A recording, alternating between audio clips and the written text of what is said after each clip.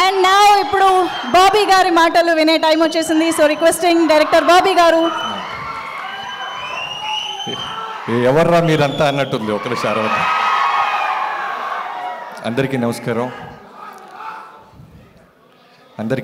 అండి. ఇక్కడికి వచ్చిన మీడియా మిత్రులకి, కార్తీ గారి ఫ్యాన్స్కి, స్టేజ్ మీద ఉన్న మా డైరెక్టర్స్ అందరికీ.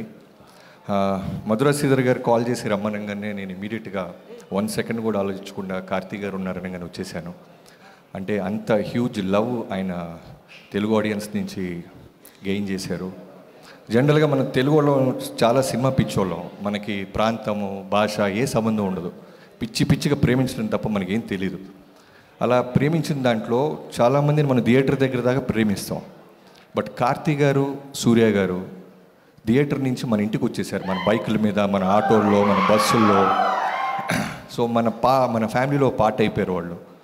సో మీరు సూర్య గారు తెలుగు తమిళ అంటే ఖచ్చితంగా మీ తెలుగు అనే చెప్తాం, మాకు వేరే ఏ తెలీదు, అంత ఇష్టపడతాను సార్ మిమ్మల్ని.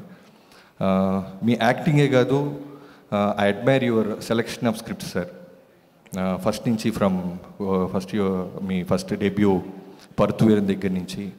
అంటే నాకు ఎప్పుడు రవితేజ గారు ఒక మాట చెప్తుంటారు, ఏంటి సార్ ఇవాళ రైస్ తినట్లేదు, మీరు చపాతీ, ఓ రోజు ఏమో ఓన్లీ పన్నీర్ తింటున్నారంటే బాడీని మనం కన్ఫ్యూజ్ చేయాలి బాబీ. సో అలా ఆయన సెలెక్షన్ ఆఫ్ ఫిల్మ్స్ అలా ఉంటాయి, కన్ఫ్యూజ్ చేస్తారు. ఒకసారి మే అలగన్ అని చేస్తారు, ఒకసారి కాశ్మోరా అని చేస్తారు, ఒకసారి జపాన్ అని చేస్తారు, ఒకసారి ఖైదీ అని చేస్తారు. ఏ సినిమాకి నెక్స్ట్ సినిమాకి సంబంధం ఉండదు. సో అంత బ్రిలియంట్గా సినిమాని సెలెక్ట్ చేస్తూ ఆయన యాక్ట్ చేయటం నిజంగా చాలా చాలా గ్రేట్ కార్తీ గారు. మీకు ఒక ఎగ్జాంపుల్ చెప్పాలి. బీయింగ్ ఏ డైరెక్టర్, నేను డాకు అప్పుడు మే అలగన్ చూశాను, సత్యం సుందరం ఉంది, వస్తున్నారు, అఖండ 2తో వస్తున్నారు, అరుద్దాం. సో ఆ మే అలగన్ చూసిన తర్వాత మళ్ళీ కొన్ని రోజుల తర్వాత ఓటీటీలో I have a 7 years daughter sir.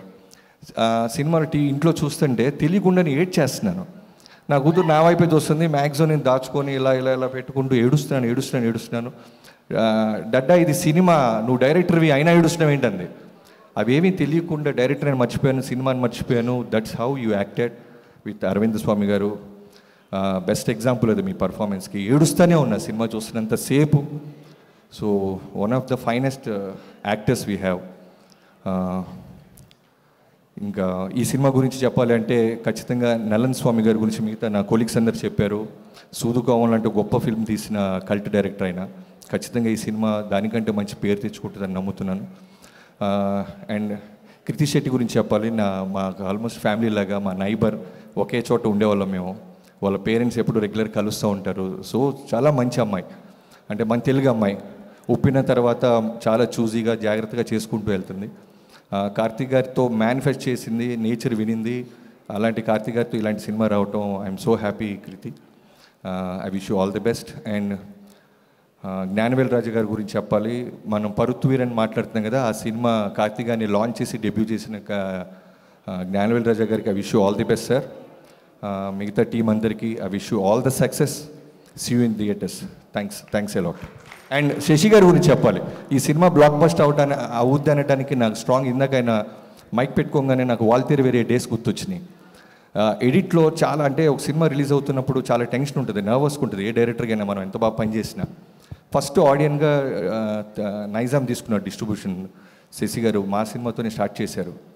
చూసి ఒక అరగంట సినిమా ఆయన వెనక నుంచి చూస్తున్నారు యావిడ్లో. చూసేసి బయటికి కన్నీళ్లతో వెళ్ళిపోయారు. రవితేజ గారు డెత్ సీన్ తర్వాత బయటకు చోటే మాట అన్నారు, సార్ మేము ఎంత పెట్టుకున్నామో సెకండ్ డే, థర్డ్ డే రాకపోతే నేను డిస్ట్రిబ్యూషన్ మానేస్తానని. అలానే వాల్తేరు వేరికి ఆయన థర్డ్ డేనే ఆయనకు ఉన్న డిస్ట్రిబ్యూషన్ డబ్బులు వచ్చేసినాయి. నైజాంకి అంత బాగా ఉంటుంది ఆయన conviction, confidence, selection of films. I wish you all the best Sashi గారు. Thanks a lot.